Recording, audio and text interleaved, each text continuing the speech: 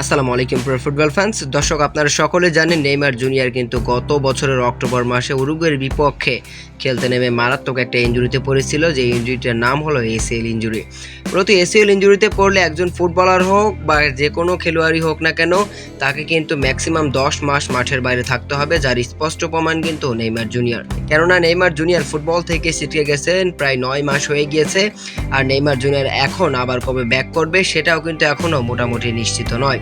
তবে নেইমার জুনিয়রকে নিয়ে সুখবর দিয়েছে goal.com ফুটবল ভিত্তিক এই ওয়েবসাইটটি কিন্তু নেইমার জুনিয়রকে নিয়ে বেশ কিছু কথা তুলে ধরেছে তাদের ওয়েবসাইটে। মূলত তারা বলছে নেইমার জুনিয়র খুব দ্রুতই আবারও মাঠে ফিরবে।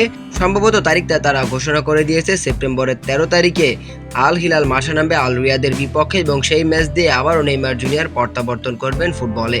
ইতিমধ্যে কিন্তু নেইমার জুনিয়র একা একা জিম সেশনে প্রচুর পরিমাণ সময় কাটাচ্ছেন। এর পাশাপাশি তিনি কিন্তু ফুটবল নিয়ে ট্রেনিংও শুরু করে দিয়েছেন। তবে এখনও দলের সঙ্গে অনুশীলনে যোগ দেননি, তবে 2-1 দিনের মধ্যে অথবা এক সপ্তাহের মধ্যেই কিন্তু নেইমার জুনিয়র দলের সঙ্গে অনুশীলনে যোগ দেবেন।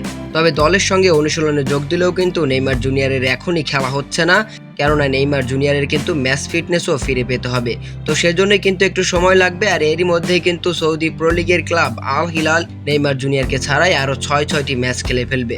প্রাক মৌসুমে 3টি সৌদি প্রো লিগের 2টি এবং একটি সেমিফাইনাল ম্যাচ রয়েছে সৌদি সুপার কাপের। এই 6টি ম্যাচ মূলত নেইমার জুনিয়র আরও মিস করতে চলেছেন আল হিলালের জার্সিতে, এবং তারপরে 13 তারিখ আল রিয়াদের বিপক্ষে সৌদি প্রো লিগের ম্যাচ দিয়ে নেইমার জুনিয়র আরও একবার ফুটবলে প্রত্যাবর্তন করবে। তো দর্শক, আপনার কি মনে হয় 13ই সেপ্টেম্বর নেইমার জুনিয়র কি পারবে নিজেকে আবারও পুরনো রূপে ফিরিয়ে আনতে?